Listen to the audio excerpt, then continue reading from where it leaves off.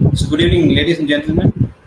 On behalf of LTI, I welcome you all for this webinar titled Gender in Discourse Implications for Classroom Teaching. So, before we move on to the webinar, I request you to watch a prom clip of ELTA. So, here it is.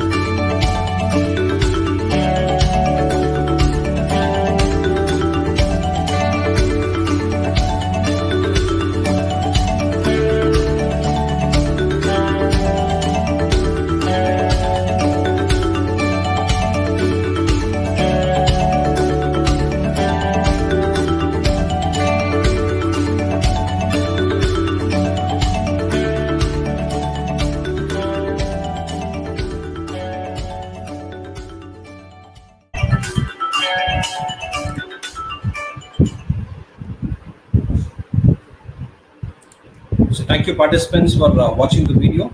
I hope all of you will share this information with your friends and colleagues. So before we move on, I have a couple of instructions for the audience.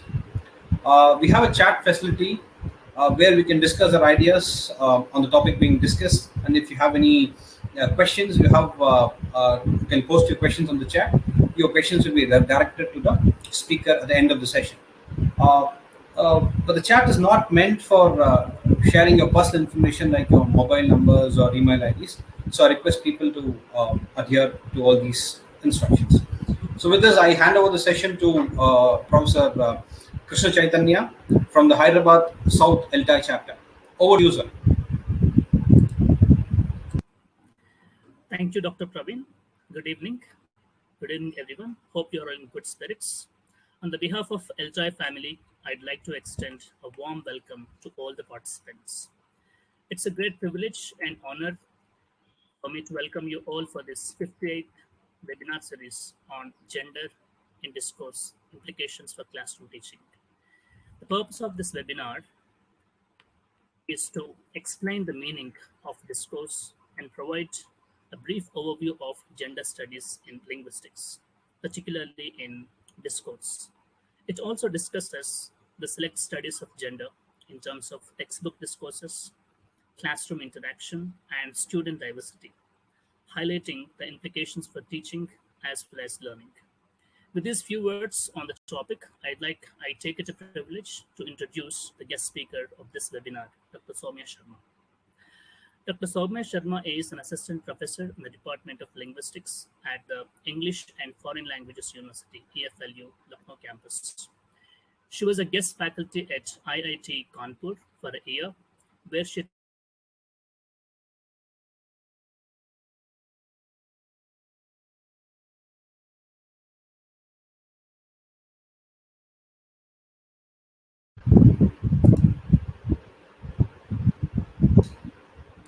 So, dear audience, I think there's some problem with Chaitanya sir's connection. So it's fine. I request the speaker to go on with the session. Please go on, ma'am. Over to you. All right, thank you.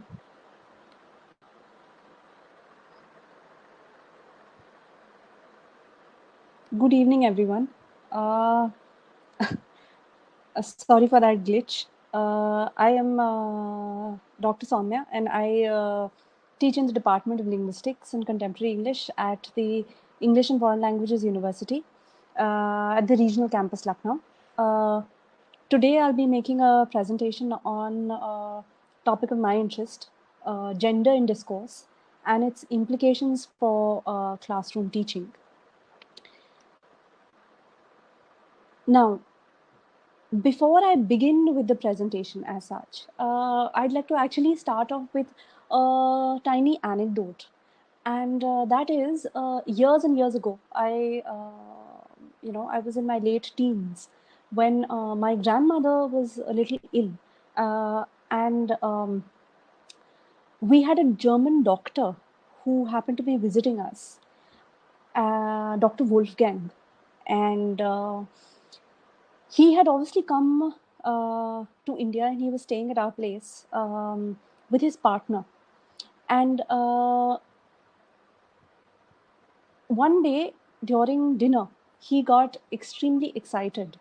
And when we kind of asked him, I didn't ask him, my father asked him actually. I was just sitting at the dinner table listening to the conversation.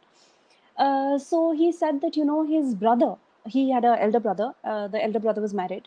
And he said that his brother had had a baby boy, and that was the reason for all this excitement. The family was overjoyed, and my father just happened to ask, would you have had the same kind of excitement if your brother had had a baby daughter? And then he was like, yes, kind of, but like how daughters are, I mean, obviously they're a joy, but baby boy is a little more special. So that's how the conversation ended. And years ago, even then, I remember feeling that gender is an issue everywhere. It's Soumya, not just, yes, I'm really sorry to disturb you. I think you need to be a little louder. Maybe can you hold your mic a little close to your mouth? I think that's the problem.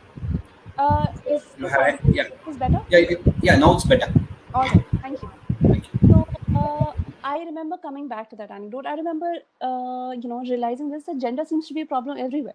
By and large, everybody is overjoyed with, the birth of a male child. And yes, not to say that they're not happy with the birth of a girl child, but yes, the joy seems to be relatively, let's say, a little lesser. So with this, I start off my presentation. Now, the way I'm going to go about is I'm going to talk a little bit about discourse, and then about the development of gender in linguistics, particularly in relation to discourse studies. And then I'm going to talk about select studies that can be looked at from the point of view of gender in discourse or gender in language, and what are the implications for classroom teaching. So as we know, discourse analysis developed as a full-fledged discipline. Its roots can be traced back to years and years ago. But Fundiek tells us that it kind of developed as a cross discipline about 4 decades ago. because of the cross currents between literary studies, um, narrative analyses, pragmatics, um, sociology, anthropological linguistics. And from all these different areas, we realize that discourse kind of borrowed many theories, many approaches, many concepts that have led to a lot of research in the area called discourse analysis. Now, there are obviously many concepts and theories. Some of them I mentioned here. For example, we have speech acts, we have politeness strategies, we have ethnography, conversation analysis, all of these. All of this kind of helps us in understanding what? How language is functioning broadly and what is happening through language. But the way discourse analysis kind of developed initially in the early years, we can say, we did not have a unanimously agreed upon definition of discourse. We have different theorists and they have different views about discourse. So discourse was considered to be anything which was more than a sentence or a clause. It could also be looked at as language in use. Broadly speaking, it refers to the analysis of anything, any kind of long stretch of spoken or written language. So the simplest way of understanding it is this particular talk that I'm giving, this itself is a kind of discourse, and this itself can be analyzed in terms of what I'm saying, what are my beliefs, what kind of things am I supporting, what is my stance, etc., etc. But for a very long time, discourse analysis was kind of, let's say, restricted to a textual analysis. And researchers, it did not take time for researchers to understand that discourse cannot be just textual. By just textual, what I mean is it cannot just be non-critical, because language is a medium that is, yes, it is symbolic, but it is also laden with several things. For example, through language we show our beliefs, we show our values, our our ideologies. They might be conflicting, they might be in sync with other people. We can also show power struggles through language. So then discourse analysis kind of developed a new area, a specialized area developed in discourse analysis, that was known as CDA. This was developed somewhere in the late 1880s, sorry, 1980s, I'm sorry, and early 1990s. And it was because of the efforts of some eminent scholars like Norman Fairclough, Ruth Wodak, Theo van Leeuwen, and even Van Dijk. And the basic idea in CDA was that through language, ideologies and power play could be understood, and obviously inequalities or social inequalities could be understood or could be examined. So CDA was a socio-political in orientation. And we realized that obviously, like I've mentioned, through discourse several things can be analyzed and understood. So one of the most important things was gender. Now, when we talk about gender,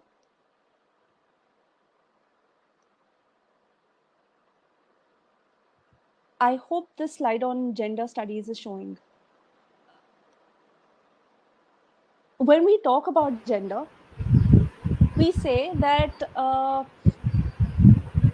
normally gender is considered synonymous with women, right? And that is not really the case. Even though the history of gender in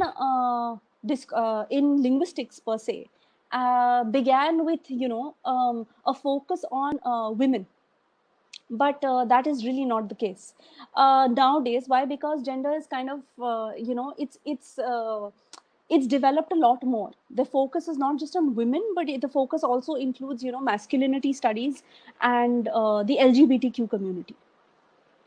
So what we find in when we look at discourse in terms of when we look at gender studies, we find that there are three distinct phases through which we can in which we can analyze or kind of divide the development of gender studies. The first phase kind of focuses on dominance approach.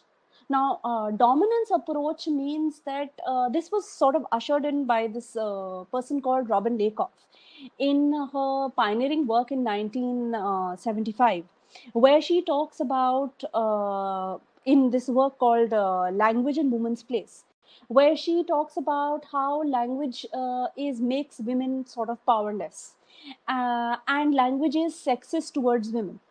A very common example is the abuses that are there in any and every language. Another common example is if you look at the way particular words function in the language and what they mean. For example, look at the pair master and mistress.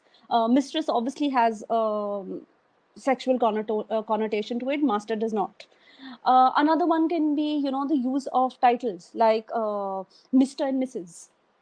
Men are not defined in terms of their marital relationships, but women are. Obviously, we had another one to kind of do away with this problem. There was this word that was got about, which was Ms. Okay, but still somehow the problem seems to be there.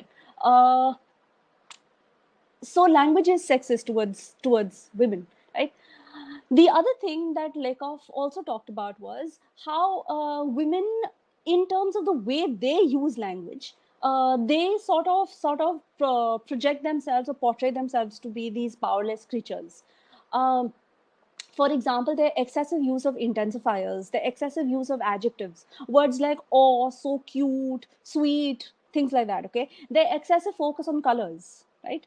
Uh, Women would probably, by and large, it is kind of expected socially that women would know a lot about colors. They would know the differences between different kinds of lemon or yellow, lemon yellow, canary yellow, this yellow, that yellow, all kinds of things. But you would not find this in the case of men. They would probably be like yellow and red, and that's it, right? Just basic differences would do. So the first phase kind of focused on how women were not so privileged. But the second phase then moved from there and then focused upon something which we call as, how there were subcultural differences between men and women. Women and men were brought up differently, and because they were brought up differently, that is why they behaved differently, they talked differently, okay, they spoke differently. So this was something that was researched upon by Deborah Tannen, and she said that women are more oriented towards supportive, collaborative talk, but men are more oriented towards a talk which includes a kind of a problem solution, more towards independence. There's more focus on technology. Soumya, again, I'm sorry to disturb. Yes. The slide which is shown to the audience is titled "Gendered Behavior." Is that the slide you want? No, on the no. Then you have to go back, ma'am. Yeah, sure. Is this? Yeah, now it's gender. Yeah, that's the one I was talking about. Yeah. Yes, go on, ma'am. Yeah, right. So from here, from women being powerless, we go on to how men and women have these differences, and that is why these differences result in their speech differences. But things somehow in the early 1990s changed when we had the publication of Judith Butler's works, and specifically her work on gender trouble that came out in 1990. And through this work, she kind of questions the entire notion of gender, and she says that gender is constructed. Gender is something that is fluid. It is not static. Gender is performed. And anybody and everybody, it can be any gender, men, women, the LGBTQ community, it can be anybody. Anybody identifies with particular values, particular belief systems, particular ideologies, and then they walk, talk, speak, behave the way they do, which kind of results in their gender performance. Now, each of these phases sort of can have implications, or you can say can provide insights into what happens in the classroom. So now, like I had mentioned earlier, I'm going to focus upon three particular areas, since there is time constraint, and I cannot focus on all the studies that are related to gender in discourse or gender in language. So I'm going to focus on three particular areas. The first area is textbooks. The next one is classroom interaction, and then the next one is student diversity, so to say. So when we look at textbooks, what we actually see is this is something that's been discussed by authors like Jane Sunderland, or by people like Sarah Mills and Mustafa. They often talk about how textbooks have stereotypical representations. Now, because textbooks have stereotypical representations, uh, these representations can be grouped into three particular areas. The first area is where women are defined in terms of their relationship. Like, women always have to be, either they'll be married or they'll be partnered, or something or the other will be there. The other thing is going to be how women are shown in doing or engaged in relatively lower positions, or doing work that is relatively less privileged than men. Um, for example, I don't mean to say that the work is less privileged, please. But what I do mean to say is that, for example, they'll be showing doing engaged in household chores. Now, we all know the work of a homemaker is a huge deal, right? I mean, it takes a lot of effort. But yes, in what I mean to say is, how is it stereotypical? They'll be seen, cleaning the house, sweeping the floors, things like that. Not many men would be shown in those kind of engaged in those kinds of works, right? The other thing is, women will also be portrayed in terms of their personality. Like, they will be shown to be, polite, non-assertive, timid, emotional, and things like this. What these authors like Sunderland and Sarah Mills often say is, they often say this, that looking at textbook representations, yes, is a very good thing. Obviously, because we get to know how gender is actually functioning in discourse, not just in terms of language, but even in terms of visuals. But more important is to see the effect that these textbooks create on the learners. What actually happens in the classroom? For example, when this is a question that's raised by Mills. She often says that, Mills and Mustafa, how is it that when women learners, or when students from the LGBTQ community, when they tend to look at these texts, what happens? How do they react or respond to these texts? What is going around, what is going on in their mind? If we as teachers can look at this, if we as teachers can potentially look at these kinds of discourses, if we as teachers can engage our classes and bring about a kind of classroom discussion on these topics, then according to these researchers, it would be very, very empowering for all kinds of genders, right? The next area, so to say, is classroom interaction. Now, classroom interaction, there are many studies for this, for classroom interaction. Classroom interaction, we obviously understand as, researchers obviously say this. There, in terms of the sociological perspective, psychological perspectives, there are a lot of studies on this, how women are underrepresented in the classes, specifically in the fields of mathematics and science. In fact, there is a study by one of the authors called Aparna Rayaprol. She, in fact, it's a very interesting study, though it's a study which is actually, she's talking about in her study how she was teaching a course on gender in sociology. And because she had feminist leanings, her classroom became a site for discussions for such topics, not just by the students, but even amongst her colleagues. And sometimes her colleagues would actually tell her, colleagues not in sociology but colleagues from other departments, for example from mathematics and science, would tell her that it's easy for you to discuss such topics, to discuss these areas, okay, in the classroom, but not us in the science field. Why? Because people would not take us so seriously if we do not have a neutral and a masculine way of speaking, talking, and behaving. So we see that not only are women relatively less represented in mathematics and science, in the fields of mathematics and science, but we see the way their behavior has to kind of conform to what is considered scientific or mathematic enough. Also, there are studies where we look at how uh, young learners, from kindergarten onwards. This is a study by Marshall and Reinhardt. They report that, when learners are asked, boys and girls, for the reasons for their success, boys will very enthusiastically say that, it was hard work, all the effort that I had put in. When girls are asked, they are nonchalant, they're non-committal. They're like, it can just be luck and things like that. So what I'm trying to say by this is that we do try and inculcate in boys this feeling that they have to work hard, they have to succeed. Okay. But why is it that girls are not made to be more assertive? Why is it that even when they are successful, they have to be polite and non-assertive? Why cannot they own their success, if I put it in informal terms, right?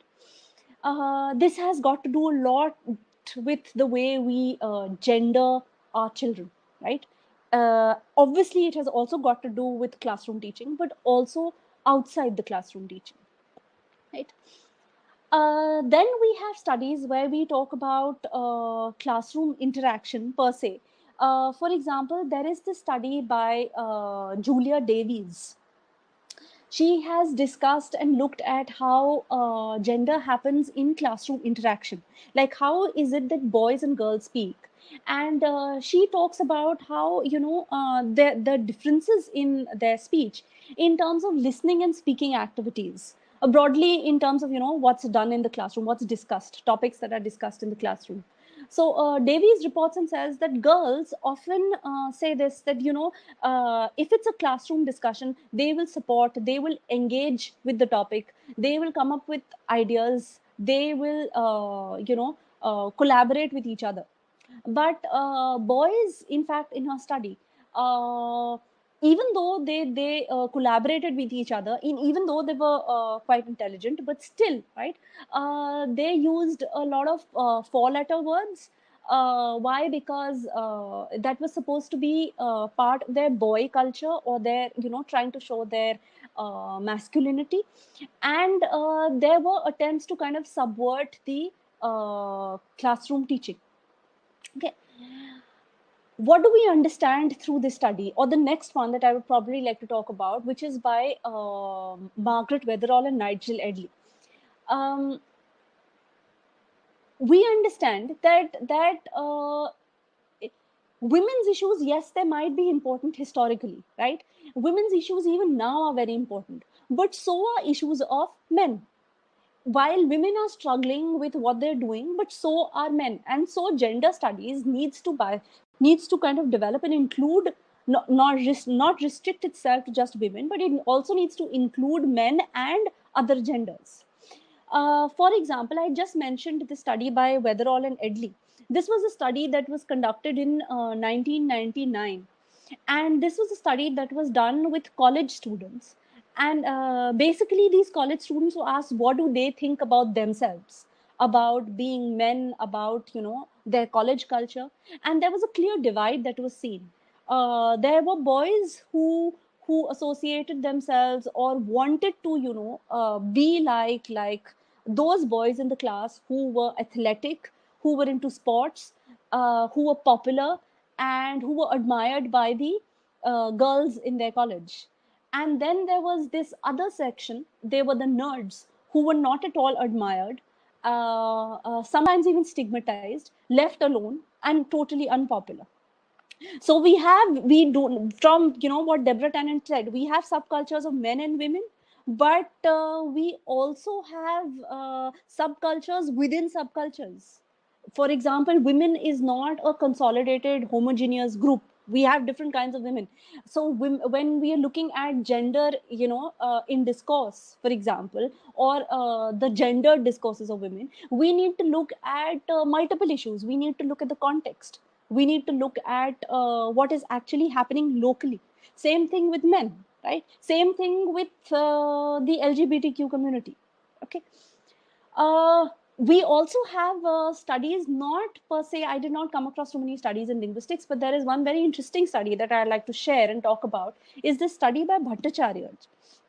And she has done this study on young children in a primary school in India, where when she talked to the students and when she talked to the teachers, what she realized was that the students in there were clearly gendered spaces for the boys and the girls.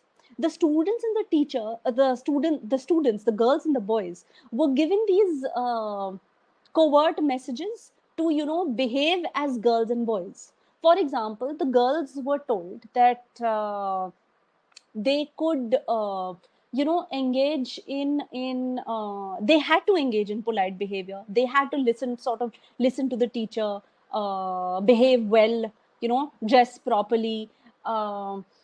The boys in turn were sort of indirectly allowed to play out their masculinity. So they were allowed to, let's say, if they were joking or fooling around in the classroom, or if there was a little bit of shouting or screaming or attempts to disrupt the class, they were that was kind of ignored by the school authorities, that under the garb of boys will be boys. So the result was that the girls sort of became teachers' pets, right? And that is what they were. This is what we see, that both the genders had to conform to their gender roles or to the inscribed gender codes, right? And in fact, one very interesting point in the study was this, that not only were there places marked for where learning takes place, girls and boys would study separately, but there were also gendered places for recreation, like girls would play separately, boys would play separately, right? And they were given this message very, very clearly, that they were supposed to play like brother and sisters, right? So that is a lot of ideological control, to say, in one sense, right?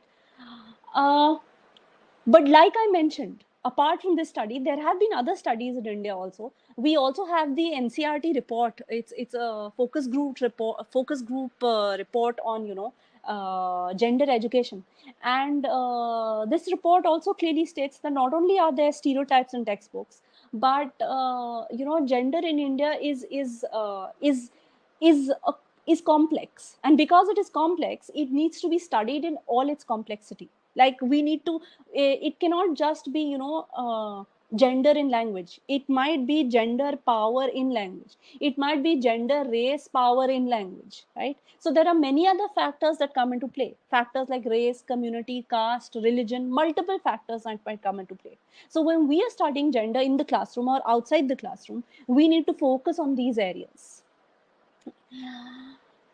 There are two more things that I'd like to focus on when we look at classroom interaction per se. This is when we look at classroom interaction, we realize that classroom interaction, like I just mentioned, is not just restricted to gender and language or gender and discourse. There can be overt or even covert power struggles in the classroom. For example, in terms of are boys speaking more or girls speaking more, right? Who is allowed to speak, who is not allowed to speak? Now, there is an interesting study again by these researchers, Bergwall and Remlinger. They kind of studied students in a classroom, and they reported that classroom behavior, right, or classroom teaching per se, happens between the instructor and the students. And there are activities in the classroom that can be labeled as class disruptive, activities that disrupt the classroom, and there are activities that can be labeled as class instructive or class continuative, that is, activities that develop or carry forward what is seriously or actually happening in the classroom in terms of teaching.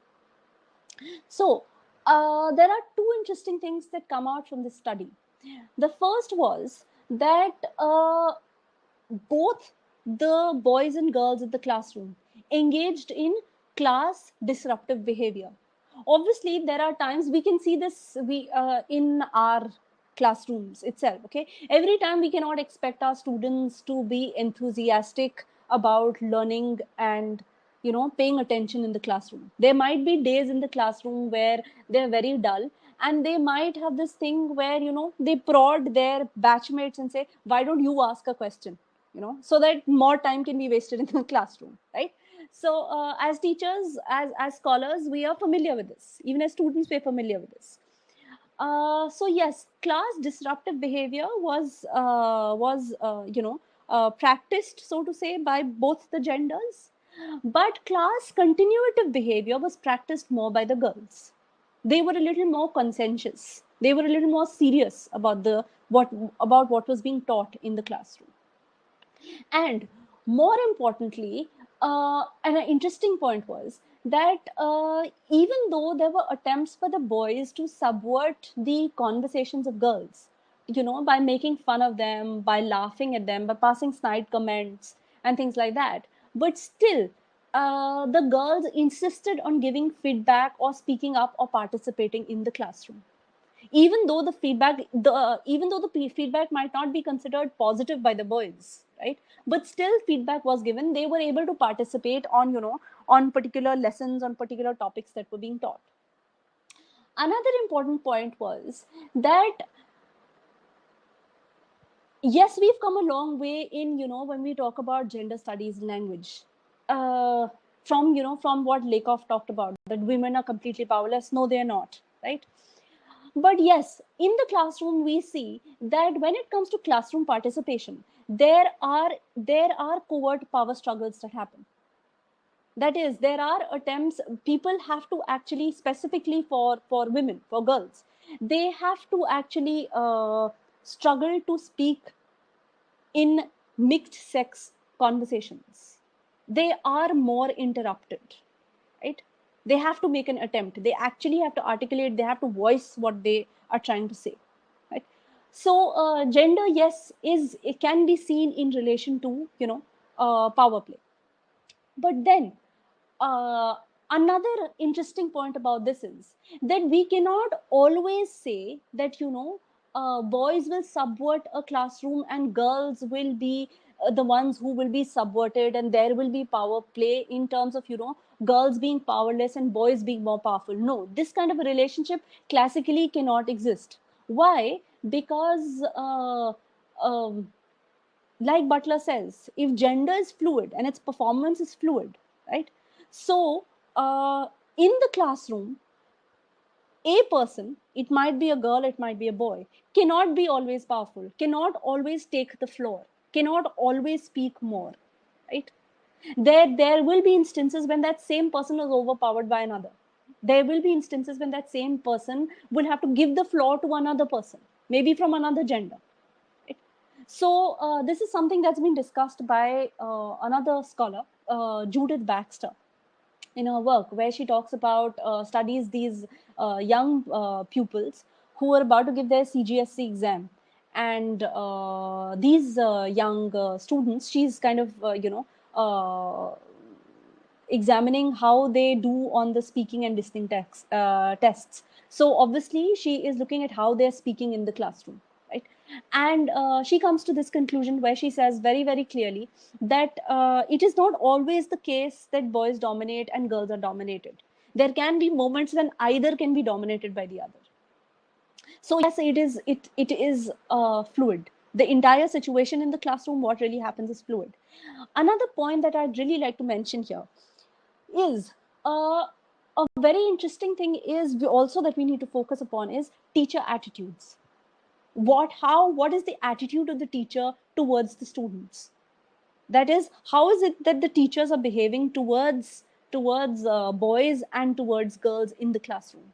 For example, I had mentioned the Marshall and Reinhardt's earlier in the talk. They report that often teachers encourage boys to be, take part or to, go in the fields of mathematics and science. And girls are often encouraged to, take humanities. Though things have changed, I do not deny that completely. Yes, they have changed. But more change is needed, right?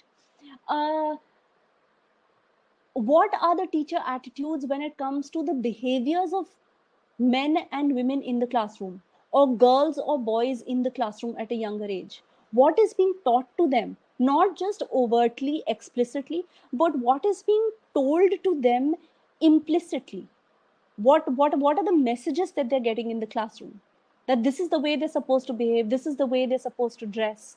And an interesting study that I'd also like to mention here is this does not pertain per se to classroom interaction. This is something about outside classroom interaction.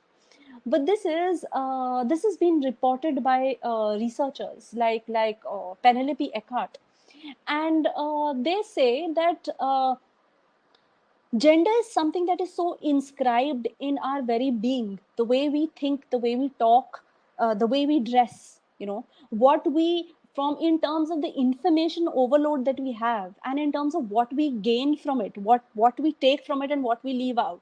Okay, one classic example that's discussed by Eckhart is this, that if you go to a cinema hall and you see these young teenagers, who have come out with their friends, uh, the way they behave, the way the boys behave and the way the girls behave, right, is they are as if they are trying their level best to portray their femininity and their masculinity, right, in terms of the way they're speaking and the way they're dressing and behaving.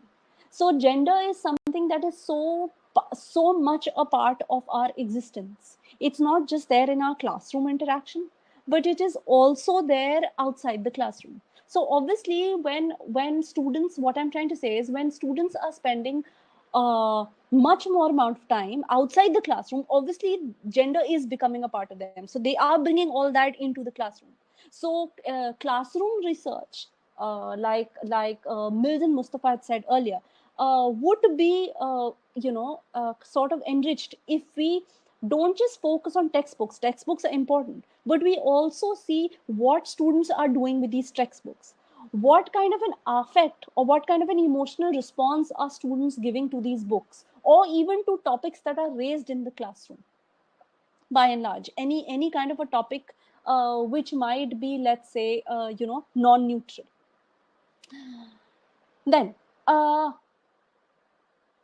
the last area per se that I'd like to focus upon is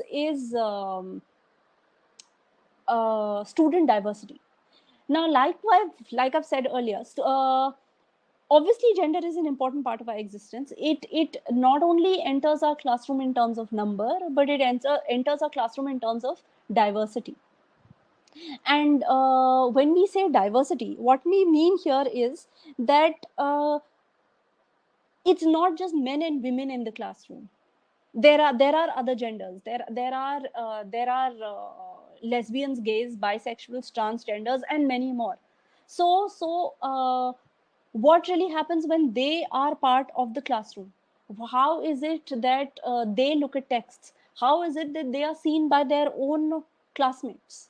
Now, a major proponent of this approach of student diversity is the activist Cynthia Nelson, and she says in an article that the studies or classroom teaching should include the LGBTQ community in multiple ways. In multiple ways like this, in terms of obviously numbers, in terms of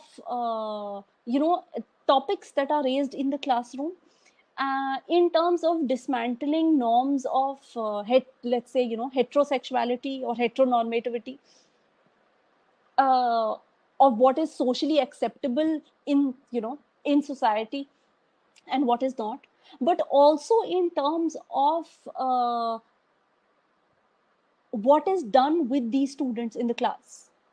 That is the LGBTQ community and the non-LGBTQ community in the classroom, right?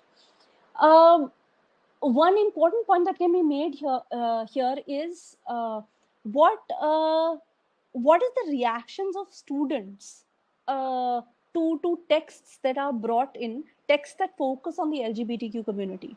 Now, here I'd like to mention 2-3 studies that I had done, minor studies, but I had done, at my level, to look at the transgender community. We all know in India that transgenders, a marginalized section of society. They dress very flamboyantly. They appear at marriage ceremonies or when children are born, and they are scorned and ridiculed by and large by society. So when the Supreme Court gave the third gender status, right, to transgenders, I had done this small study where I had asked my students to respond to newspaper reports. I just wanted to kind of gauge their level of their understanding of what this situation was at that point of time when these reports came out. Were they able to understand what was happening to the transgenders? So some of the students had no clue about it. They just treated it as just another news report. This is the way it is, and this is what we're supposed to write. But some of them actually showed a sort of critical awareness. They were aware of not obviously we are aware of transgenders, but what I mean to say, they were aware of the plight of transgenders. They were aware that what this decision would actually mean for them. So that was one kind of a study that I'd done. There's another one where I had done a focus group discussion with students in my classroom, and I had asked them what would they feel if people from the LGBTQ community, specifically transgenders, became their batchmates. How would they welcome them? Would they welcome them? How would they feel? Right.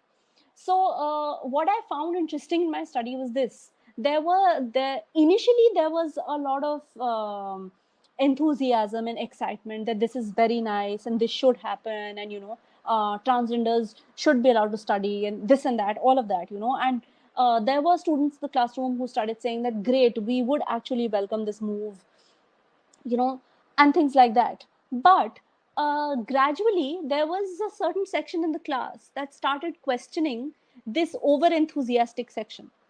So there were some students in the class who actually started saying that, look at this, ma'am, there are these students who are our batchmates who are saying that this is a great move and this should actually happen and transgenders should be our batchmates and we'll be more than willing to be friends with them.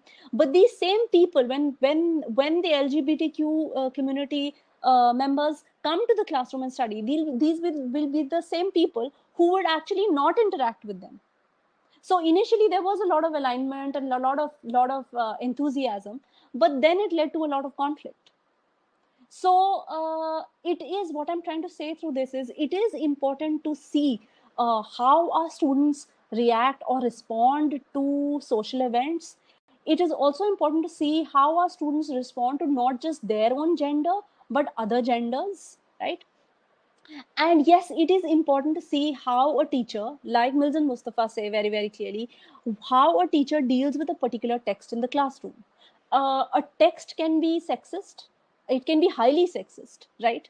But the way the teacher deals with that text, what is actually done, what kind of a classroom discussion ensues? Does that discussion empower the students? Does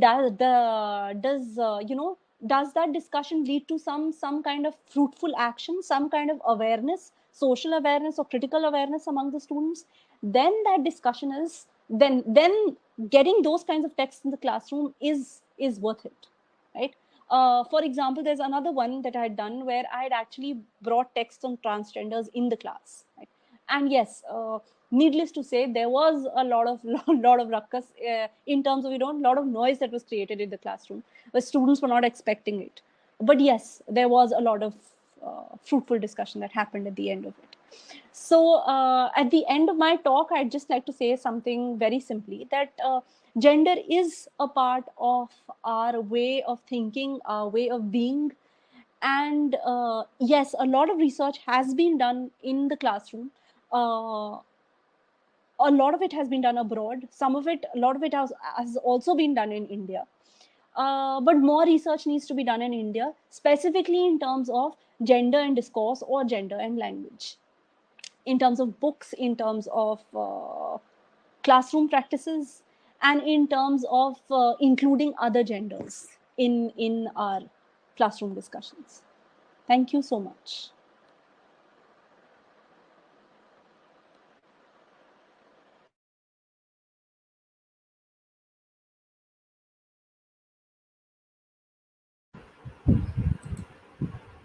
So may I request Professor Krishna to start the question answer session? Sir, you are on mute. Kindly unmute your video and audio. Yeah, thank you. Hope I'm clear. Is this audible? Yes, you are, sir. You are audible. Go on. Sir.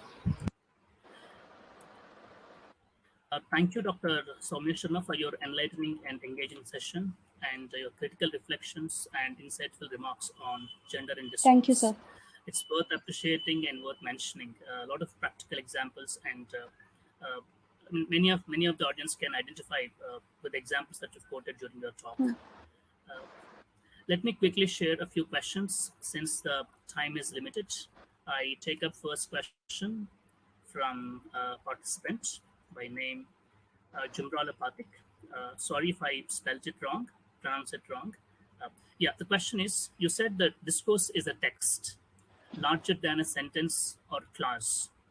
In that case, what is your opinion about E. Cummings' one vertical line poem and Hemingway's 6-word sentence about unused baby shoes for sale? Okay, all right. If I get the question correctly, yes, my answer to this would be, I said discourse is a kind of text, and it was considered earlier by scholars like Michael Stubbs or Brown and Yule. Their works came out in 1983. That it was, it's specifically, sorry, Stubbs. I would not quote Brown and Yule here. I'm sorry here. But specifically Stubbs, that it is, more, it's anything that is more than a sentence or a clause. But yes, in this particular sentence by Hemingway, baby shoes for sale, that is the one, right? Yes, this is an entire discourse, an entire text in just one sentence. So a lot can be said even in one sentence, totally, right? It is actually up to the reader, it is up to the writer, what they want to say and how they want to put it. Sometimes I would agree with the person who's asked this question. The entire discourse, the entire story is just put in one sentence. So yes, that also happens. Unlike, writing pages and pages or speaking sentences and sentences, that also happens. But I would, support the person who's asking the question, and I would give another example here.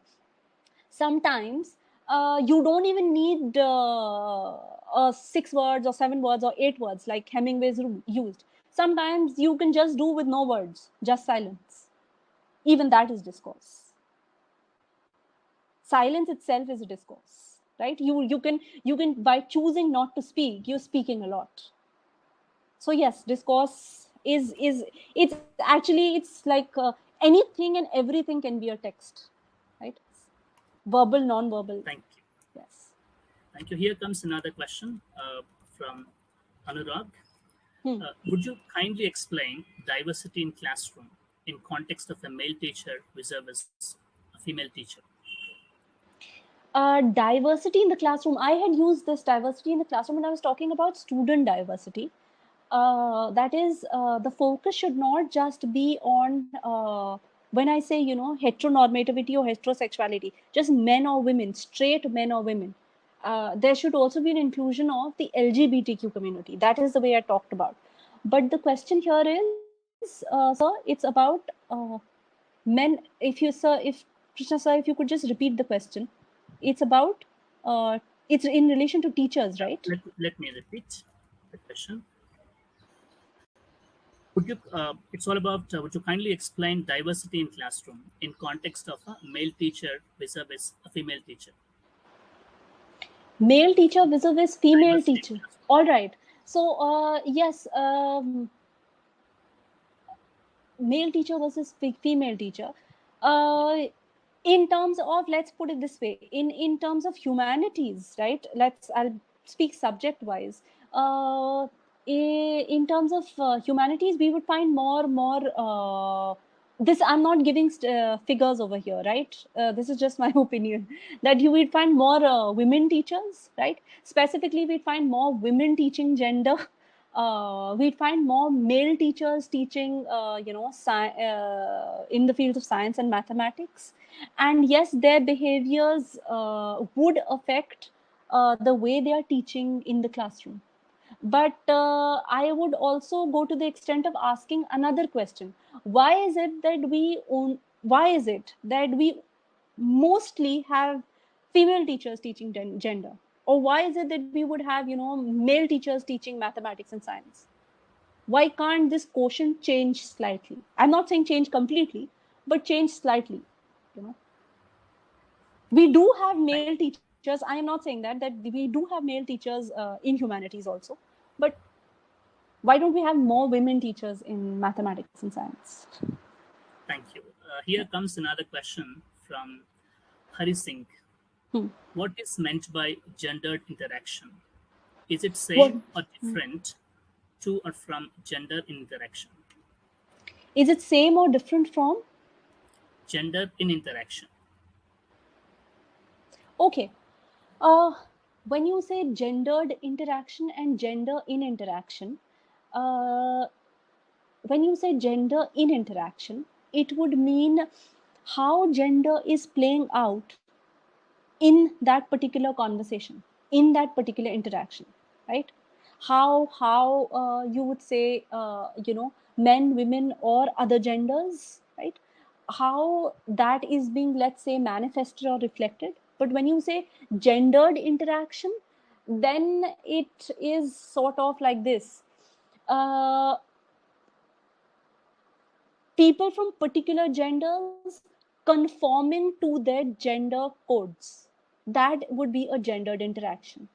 If, for example, if, let's say, I give the example of women, if women, when they are speaking, they speak in particular ways which conforms to their gender, which conforms to what we've studied about women, right? That would be a gendered interaction, because they've been socialized, they've been conditioned, they've been indoctrinated to behave and talk in that particular manner, right? So gender in interaction, my answer to this would be, we need to look at gender in interaction totally, but we also need to be very careful about gendered interactions, right? Gendered interactions should not be there. Gender in interaction is a good thing to study. Gendered interactions need sensitization, like more awareness should not really be there. Yeah, thank you. Here comes another question. This will be the last question because of time constraints. All of the questions will be answered through LJI website. Okay. The last question is from the participants by name Ramani PN. Participant mentioned, what differences in approach or method would you suggest in all male, all female, and co-educational classroom contexts? Okay, all male, all female, and co-educational classroom setups, right? The approach, there can be a difference in approach, in terms of, not just in terms of what is being taught, the texts that are being brought to the classroom, right? There should be more inclusion of texts by different genders: male writers, women writers, writers, gay writers, lesbian writers, transgender writers, right? Yes, there should be more classroom talk about that. Also, in terms of one very important thing, if it's an all girls classroom, if it's an all boys classroom, okay, they should be told and taught that the other gender is not an alien gender. There has to be normal interaction, right? In co-education classrooms, that sort of a problem would not be there, I think so. Why? Because they are kind of used to the other gender. But from what I know from experience, if it's an all boys or if it's an all girls classroom, they are so used to their own gender that they tend to perceive the other gender as exotic, like it's something very, very attractive and something very, very exotic. They have to be taught, they have to realize that the other gender is just another gender like them. So they have to learn healthy interaction, right? And a large part of this can happen in the classroom if we, let's say, if it's an all boys classroom, this is just an idea that I'm giving, okay? If an all boys classroom has not just male teachers teaching them but also female teachers teaching them, if it's an all girls classroom, same thing, not just female teachers but even male teachers. When topics are being discussed in a neutral, healthy manner about the other gender, okay, then I think it would sensitize them, it would make the other gender seem a little more normal. Thank you. Now it's time for vote of thanks. I feel it's in fact, great privilege to propose vote of thanks for this 58th webinar series. And yeah, I'm Dr. Krishna Chaitanya, working as Assistant Professor in Mahatma Gandhi Institute of Technology, Hyderabad, and I'm a proud member of LJOY family. Collaboration allows teachers to capture each other fund of collective intelligence. In fact, LJOY, through these insightful and enlightening sessions, provide a lot of take-home inputs for most of us, I mean, many participants. Each session that we attend today has a lot of take-home inputs, and we can reflect, and then we adopt all these means of professional development opportunities. And in this context, I extend my heartfelt gratitude and thanks to today's speaker, Dr. Soumya Sharma, for her insightful reflections on gender in discourse. Thank you, ma'am. Thank you, sir. I sincerely thank Dr. Praveen, host of this webinar, for his meticulous efforts and continuous support in organizing this webinar. I further thank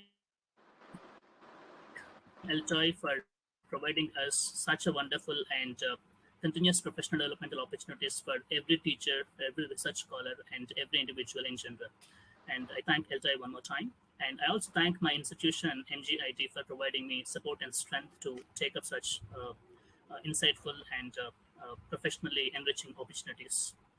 And finally, last but not the least, I'd like to thank all the participants for their enthusiastic participation and listening to the session throughout, and then coming up with interesting questions. Although we were not able to answer all the questions, but LJOY will definitely get back to you with necessary inputs. And with these few words, I'd like to take leave, and I'll hand over the session to Praveen sir. So please take it. Thank you.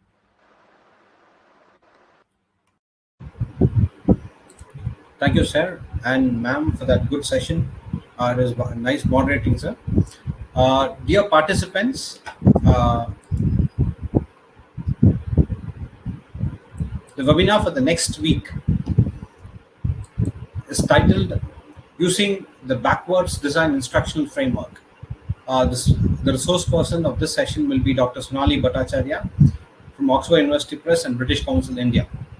So I request all of you to participate in that session as well and encourage us. Thank you so much.